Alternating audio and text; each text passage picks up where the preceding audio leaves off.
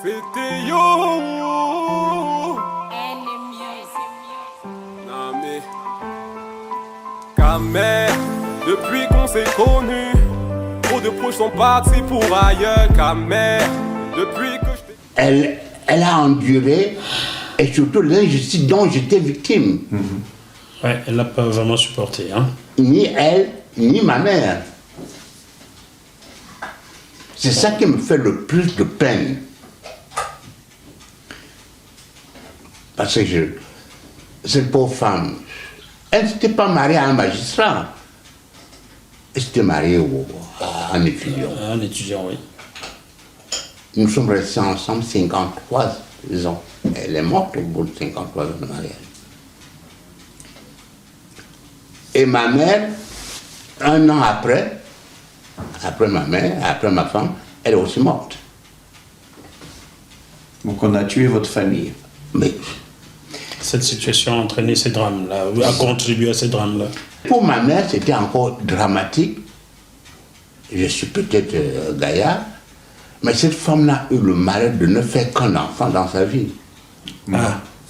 Oui, mais elle peut être toujours fière de vous, où qu'elle soit. Elle est morte. De voir son enfant Où malheureux. qu'elle soit. Mais justement, quand elle m'a vu commencer à être malade, elle me dit, tu veux laisser mon corps à qui? Parce que cette situation, votre mise à l'écart, vous a plongé dans une... De l'oisiveté. Oui. Et dans la fonction publique camerounaise, le salaire de base n'est pas suffisant. C'est suivant l'indemnité de fonction qui vous permet de joindre les deux bouts. Alors, quand vous êtes sans indemnité de fonction, l'équilibre budgétaire... Il n'y a plus d'équilibre budgétaire. Il n'y a plus d'équilibre budgétaire. Donc, Ça vous vous a pensez avoir été victime d'une discrimination par rapport Non, je suis victime d'une discrimination puisque Oui, c'est... on ne peut pas me mettre à la retraite en mon âge et continuer à garder des magistrats de même âge que moi.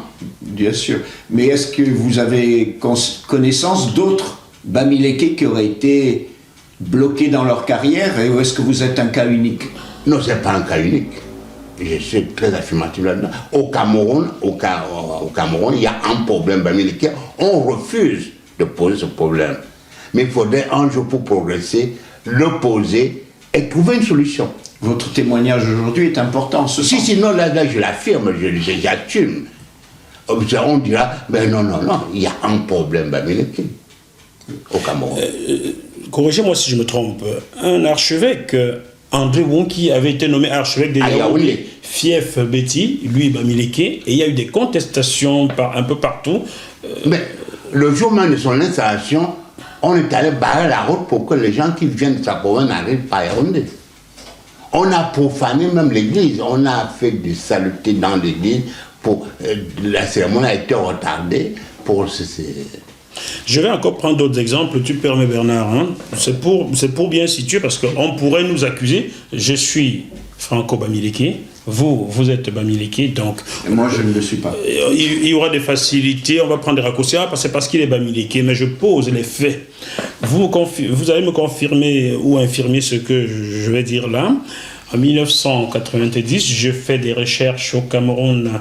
Je fais un essai sur la baisse du niveau scolaire au Cameroun intitulé L'éducation au fond du naufrage qui m'a valu quelques... Bon. Et je découvre qu'à l'université Yaoundé 1, il y a des postes qui restent vacants parce que les seuls enseignants pouvant donner ces cours, dispenser ces cours-là, sont bamileke. Est-ce que vous avez connaissance de ces faits-là? J'en ai entendu parler.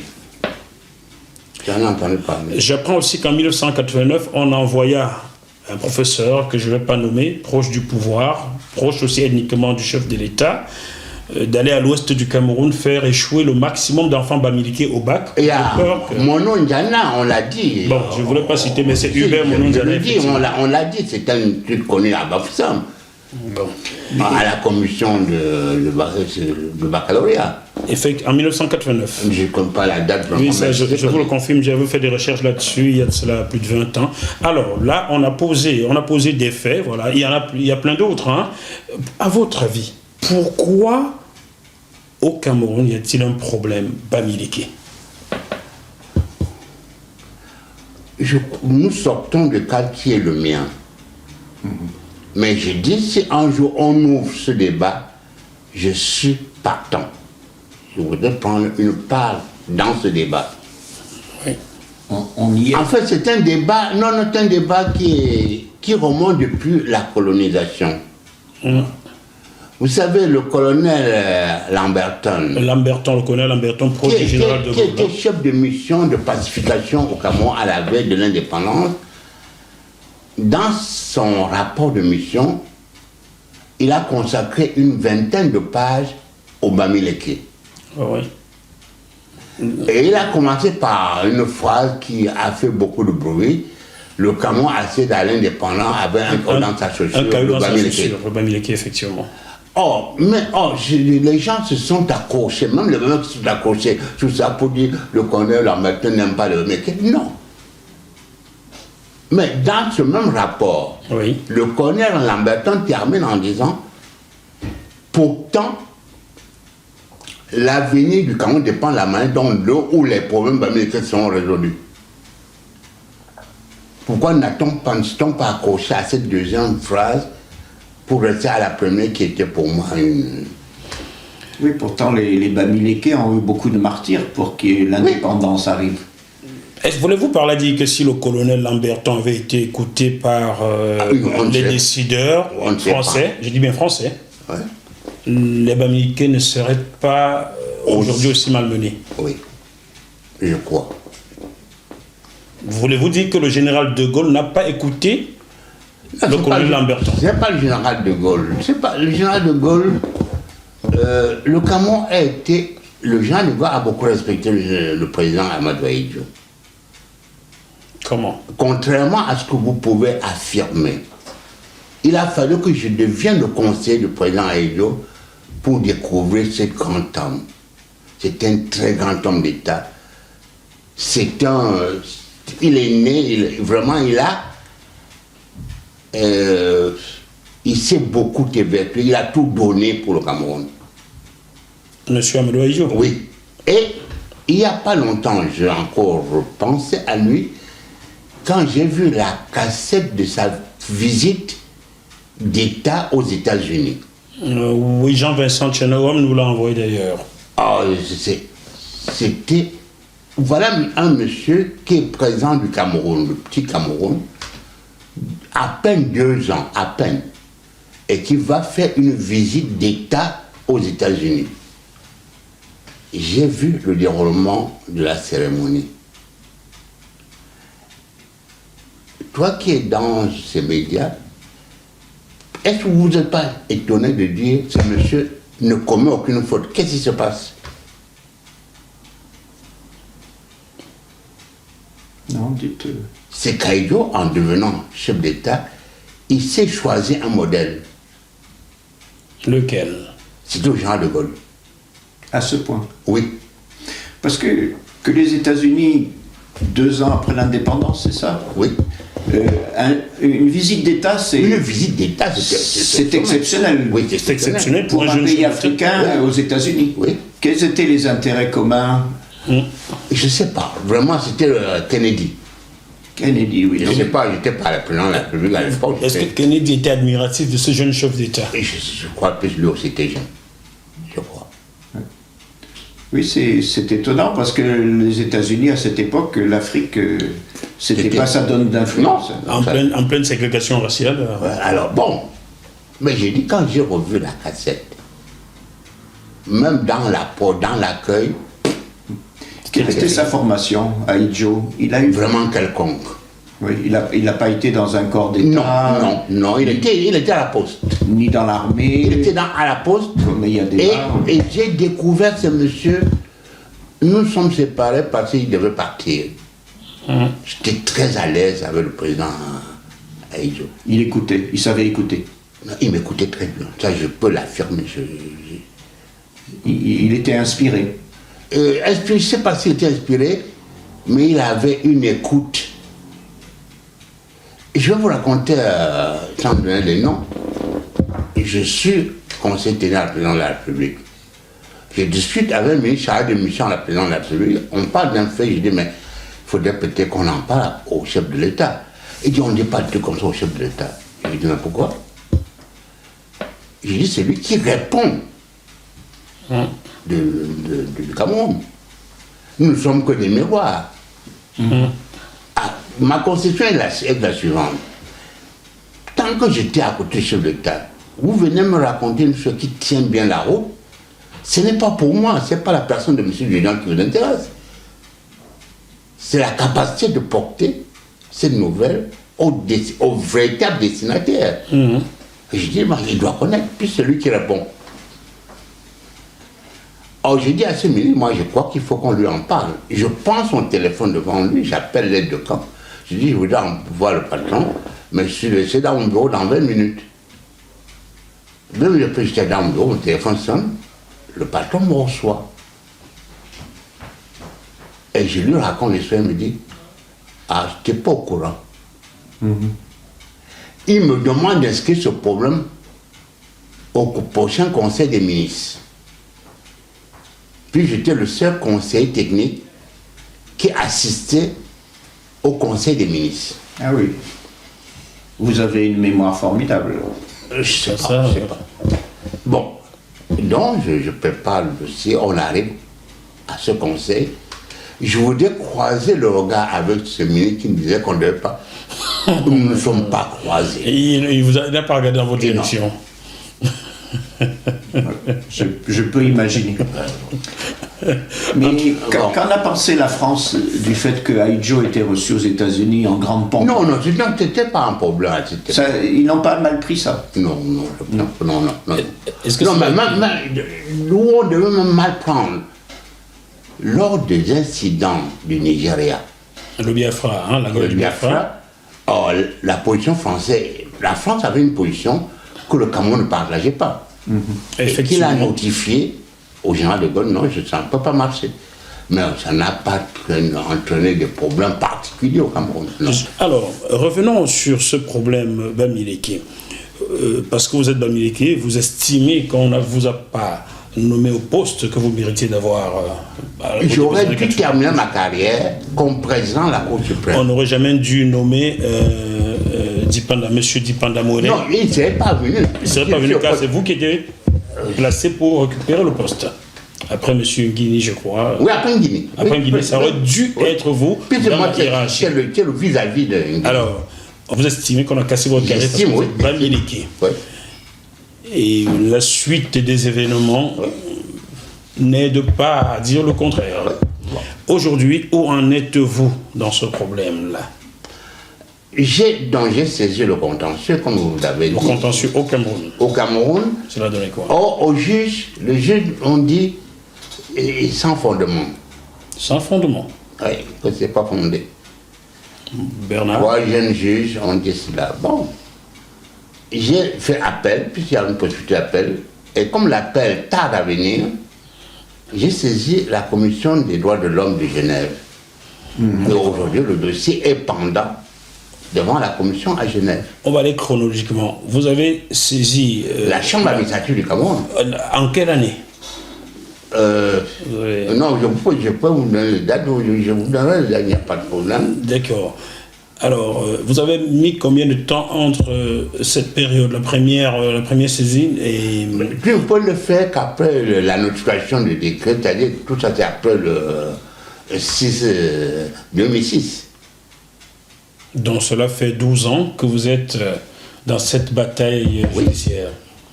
Mais dites-moi, vous, dans mes investigations, on m'a dit que vous avez aidé à écrire... le code pénal camerounais. J'étais, non, pas aidé. J'étais parmi les jeunes juges qu'on a coopté au comité de rédaction du code pénal du Cameroun. Vous avez donc activement participé à cette rédaction-là. Oui. J'ai finalisé le code pénal du Cameroun et j'ai fait entièrement le code de procédure pénale du Cameroun qui ne venait que d'être adopté. J'ai fini de rédiger le projet de code de procédure pénale quand j'étais directeur de la législation ministère de la Justice.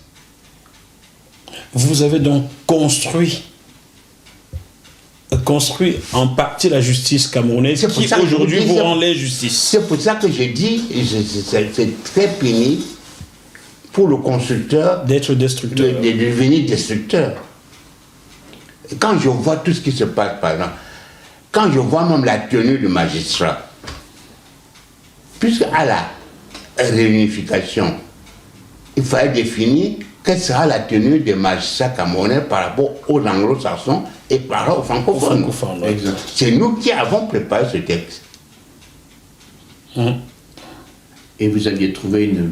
Oui, on a trouvé une combinaison, c'est-à-dire la tête est anglo-saxonne, le wisdom que le magistrat porte, nous l'avons emprunté chez les anglo-saxons, et la tenue, la robe que nous avons eu des Romains par la France. Donc un compromis historique. Un compromis, oui. Dans un pays bilingue, il fallait trouver... Oui, non, voilà, c'est comme ça s'est passé. Et aujourd'hui, ce qui m'embête, je deviens directeur de l'administration et je me rends compte de certain nombre de choses. Je dis, mais pourquoi? Le magistrat, moi j'ai prêté serment devant la cour d'appel de Yaoundé, comme magistrat. À l'époque, seuls les avocats prêtaient serment devant la Cour suprême. Directeur de l'administration, j'ai dit non, mais je veux, à l'occasion de revoir le texte de la magistrature, j'ai préparé le texte pour que les magistrats prêtent serment devant la Cour suprême. Et même la formule qui est utilisée aujourd'hui, c'est une formule que j'ai empruntée chez les anglo-saxons. D'accord. Parce que j'ai vu, cru comprendre que vous aviez, aussi bien du côté français que britannique, vous avez puisé dans les deux... Oui, mais c'est comme le projet de code de procédure pénale. C'était vraiment un mélange de procédure de code d'instruction criminelle et le common law. La procédure. Et les anglophones se sentaient à l'aise on a discuté, on discutait. Voilà, c'était... Si c'était pas, on n'imposait pas. Vous réagirez plus tard sur mais ce qui se passe au préfère avant de clôturer ce chapitre, dire une chose. Mais il y a une chose qui m'a choqué, c'est-à-dire la suite, la gestion de la suite. Il y a une chose que je déplore.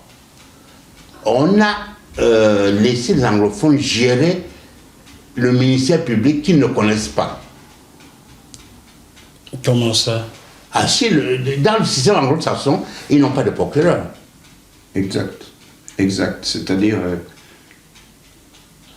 Quand il y a une instruction sur le policier qui a fait une procédure, qui va conduire son bas devant le tribunal et dire comment ça s'est passé, ainsi de suite, ils n'ont pas de procureur. Et c'est pour ça qu'aujourd'hui, dans la manière de gérer le procureur, vraiment cette méconnaissance de rôle de procureur du ministère public fait partie des choses que je n'ai pas beaucoup partagées par la suite dans le code de procédure pénale du Cameroun. Dites-moi, revenons sur votre problème avec le Cameroun. Vous avez donc saisi la Commission des droits de l'homme à Genève. Oui. Où en est le dossier? Où est le dossier en ce moment? En principe, je crois que le dossier avance. Il avance. Oui. Ça veut dire que vous vous êtes trouvé obligé d'attaquer votre pays, le pays que vous aimez. De la signer. De la signer. Oui. Bernard. Il faut bien un moment qu'il y ait un recours. Il faut quand on adhère à... Il faut que mes droits soient respectés. Quand on adhère à des traités, il y a un moment, c'est vrai que la souveraineté dépend d'une décision extérieure, mais là, il y a un préjudice total. La convention sur la discrimination a été signée et ratifiée par le Cameroun, donc il est devenu un droit interne au Cameroun, qui s'applique au Cameroun. Tout à fait. Et donc ce n'est pas aller contre son pays, c'est demander une procédure, parce que vous êtes victime de toute évidence. Aucun avocat ou même avocat général ne pourra plaider quelque chose de... Mais je vais vous raconter à l'audience, de la fameuse audience de la Chambre administrative. Le procureur général de la Cour suprême s'est étonné en disant pourquoi laisse-t-on ce dossier progresser alors qu'il est plein d'incrédulité, de machin qu'il faut corriger très vite. Nous sommes ces réquisitions écrites du procureur général. Il y a 3 jeunes juges qui ont estimé que c'était sans fondement. 3 jeunes juges, certainement les étudiants de vos étudiants. Mais des étudiants de mes étudiants, ou des gars que j'ai formés à l'ENAM, probablement. Et qui n'ont pas... Parce que j'ai présidé beaucoup de fois la commission de recrutement de magistrats. Diriez-vous qu'aujourd'hui la justice au Cameroun est aux ordres? Je ne veux pas non plus... Vraiment, il ne faut pas aller très vite en besogne. Moi, je dis tout ceci. Face à un problème, il y a des positions qui plaisent et des positions qui déplaisent. Je crois que c'est le magistrat lui-même qui se met dans une position pour plaire. Je vous ai raconté l'histoire de mon incident, mon fait d'armes que vous avez demandé. Tout à fait, oui. Alors, je savais que si je condamnais ce monsieur à une peine forte, je faisais le jeu du pouvoir et le pouvoir devait être content. Oh, mais j'estimais que vraiment c'était pas, les faits ne justifiaient pas une telle condamnation. Puisqu'il était là pour un chef sans provision. Un chèque sans provision. Oui, c'est pour un homme, un ancien ministre qui est en prison pour un chef sans provision, donc le montant a été déjà payé. Vous pensez que ça vaut la peine d'aller mettre des années en plus? Non, c'était ma conviction et j'ai rendu justice en fonction de cette conviction. Vous étiez payé pour cela? Mais je suis payé. Vous savez, je continue à dire ceci. Vous ne serez tranquille face à la magistrature que lorsque les magistrats rendront à la fois justice au peuple et au pouvoir. La justice doit rendre justice au pouvoir et au peuple. Or, une justice qui sert uniquement au service du pouvoir ne conduira nulle part. Ni une justice qui sert uniquement au service du peuple ne se conduira pas nulle part. C'était un équilibre qu'il faut veiller. Et de quel côté classez-vous la justice camerounaise aujourd'hui? Je ne voudrais pas. Je vous ai dit, le constructeur ne deviendra pas le destructeur. C'est ce qui m'étonne dans votre cas, c'est que... Je suis peiné d'engager cette procédure, mais j'estime qu'il y a des limites. Moi, j'ai vu des cas, aussi bien en France, il n'y a pas qu'en Afrique, mais où effectivement, on nie le droit et ses droits à une personne parce qu'elle a gêné le pouvoir, parce qu'elle elle manigance ou elle fomente. Or, vous êtes quelqu'un de discipliné, respectueux, et donc, pourquoi est-ce que quelque chose qui aurait pu se régler sans préjudice? Vous n'avez pas été président d'un parti d'opposition, vous n'avez pas organisé des manifestations, écrit des livres qui auraient pu déplaire. Vous allez peut-être nous le confirmer, vous n'avez jamais été approché par l'opposition. Je fais quoi? Donc, vous n'avez jamais été dans le parti au pouvoir, ni dans un parti de l'opposition. Dites-moi, je vais poursuivre dans la question de Bernard. Vous quittez la présidence nommée par M. Biya, président de la République, qui remplace Aïdjo, Procureur général. Pour être procureur général. Oui. Avant cette nomination de M. Biya, aviez-vous jamais eu le moindre problème personnel avec M. Biya? Non. Jamais? Non. Vos relations étaient... De bonnes relations. De bonnes relations. Il était Premier ministre, alors je ne vois pas en quoi. D'accord. Avant cette nomination, est-ce qu'il vous a posé la question, monsieur le procureur, monsieur le juge à l'époque, je souhaiterais vous placer là, vous me serez utile? Est-ce qu'il vous a consulté? Non, mais par contre, je dois le dire, le jour où, après ma nomination, quand il m'a reçu pour me dire au revoir, il m'a dit quel est le destin qu'il destine au chef de Cour suprême. Il vous a dit quel est le destin qu'il destine? Oui, c'est-à-dire l'option de la justice qui devient en pouvoir. Ça, il me l'avait dit. Bon. Alors, ça veut dire que vos relations sont cordiales, il n'y a aucun souci. Non. Alors, on a du mal à comprendre que quelques années après, moins de 10 ans, oui, près de 10 ans après, le même monsieur Biya vous appelle à d'autres fonctions et ces fonctions, on ne vous les montre pas. Et après, le même monsieur Biya vous met à la retraite et on a un peu du mal à comprendre. Pensez-vous que ce sont des gens qui gravitent autour de lui qui agissent à sa place? Est-ce que c'est lui-même qui agit? Vous m'amenez sur un terrain où je n'ai pas envie d'aller. D'accord, c'est votre droit. Parce qu'en fait, quand on dit toujours l'entourage du chef de l'État, comme si le chef de l'État était devenu un incapable, un indépendant. Ou une marionnette. Ou une marionnette. Oh, moi qui étais le collaborateur chef d'État, je refuse d'entrer dans ce genre de jeu. Oui, quand on est patron, on assume On assume. tout. Y compris J'estime que le président- d'être mal entouré ou mal conseillé. mais c'est un choix également qu'on fait. Oui. Donc vous êtes victime d'une injustice. Ici, là, j'affirme, je suis victime d'une discrimination. Et en droit, on ne trouve pas d'explication. Et oui, en les faits, tels que vécu ne me permettent pas de savoir. Donc votre réhabilitation serait votre meilleur... Moi, je voudrais simplement qu'on rétablisse les choses, mais on ne va pas me réveiller ma femme qui est morte, ma mère qui est morte. Non, c'est vrai. Donc, c'est triste à vivre. Bon, voilà, c'est... Aujourd'hui, votre présence fait que vous voulez vous adresser publiquement pour dire je n'ai rien demandé que l'équité. Je ne demande que le quitter. De toute façon, vous voulez que je demande quoi d'autre. Voici le fameux décret.